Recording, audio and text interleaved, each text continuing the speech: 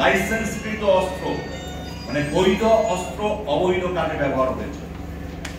অর্থাৎ লাইসেন্সকৃত অস্ত্র কিন্তু ব্যবহার করেছে ছাত্রলীগ যুবলীগ, আমাদের গোয়েন্দা সংস্থা এবং আমাদের পুলিশ বাহিনী বিডিআর অনেক ধরনের অস্ত্র এবার ব্যবহার করেছে, যেটি আসলে তদন্ত হওয়া দরকার যে এই অস্ত্রগুলি কোন জায়গা থেকে আসলো, অর্থাৎ আমাদের সরকারের কোন জায়গা থেকে আসলো, না বাইরের কোন শক্তির এই জায়গায় অংশগ্রহণ ছিল। ছাত্রলীগ যুবলীগ এবং সাদা পোশাকে যারা ছিল তারা কিন্তু এই হত্যাকাণ্ডের সংখ্যা অনেক বাড়িয়ে দিয়েছে এবং আমরা জানি যে সাদা পোশাকে আমাদের গোয়েন্দা সংস্থারা কাজ করে, আবার সরকারি দলের হেলমেট বাহিনীও ছিল।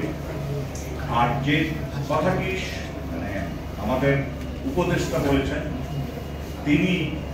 তিনি বলেছেন, আমিও বিভিন্ন চিকিৎসকের কাছে শুনেছি এবং আমি দুই একটি লাশ দেখেছি টাকা নিয়ে গেলে, যেই লাশের মানে গুলির যে চিহ্ন এটি কিন্তু অনেক বড়, মানে অনেক বড় বোরের গুলি।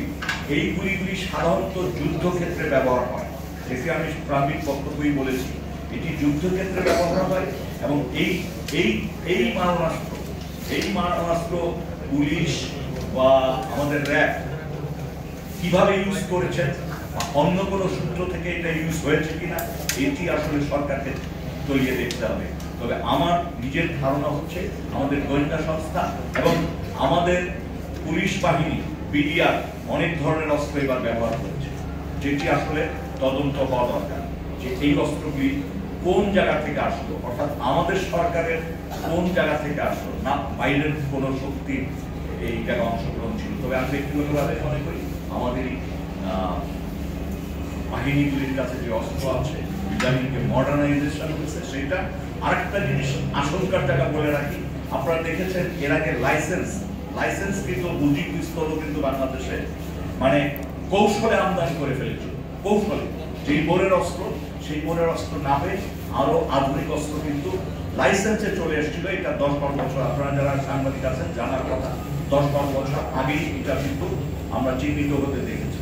সুতরাং আজকে 10-12 বছর পরে যে আরো আধুনিক অস্ত্র নানান কৌশলে এখানে পৌঁছায় নাই এটা বলা যায় না। লাইসেন্সকৃত অস্ত্র মানে বৈধ অস্ত্র অবৈধ কাজে ব্যবহার হয়েছে, অর্থাৎ লাইসেন্সকৃত অস্ত্র কিন্তু ব্যবহার করেছে ছাত্রলীগ যুবলীগ এবং আমরা অনতিবিলম্বে সরকারের কাছে দাবি জানাই যে গত 15-16 বছরে যে লাইসেন্স গুলো হয়েছে, দারোয়ান, পিয়ন, ড্রাইভার, এমপি সাহেব, বহু মানুষ লাইসেন্স করেছেন, এই লাইসেন্স বাতিল করতে হবে এবং অবিলম্বে অস্ত্র জমা নিতে হবে, বৈধ এবং অবৈধ দুইটা অস্ত্র জমা নিতে হবে এবং বিশেষ অভিযান, প্রয়োজনে বিশেষ অভিযান পরিচালনা করতে হবে যদি আমরা নিরাপদ থাকতে চাই।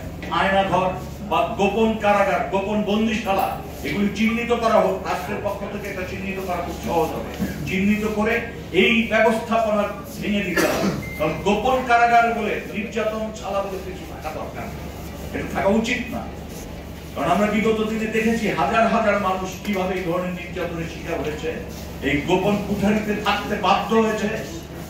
এমনও ঘটনা আছে যে এই তাদেরকে উঠিয়ে নেওয়ার পর বছরের পর বছর এখানে রেখেছে, পরিবার ভেঙে গেছে, আমরা দেখেছি, আমরা জেনেছি পরিবার ভেঙে গেছে, মানুষ অর্থনৈতিক দুর্দশায়, বাবা মা আত্মীয় স্বজন অনেকে মারা গেছেন, চিকিৎসা নিতে পারেন নাই, সম্পদ থাকলেও ব্যাংকে টাকা থাকলেও সেটা ট্রান্সফার করতে পারেনি, সেটা ব্যবহার পরিবার করতে পারে।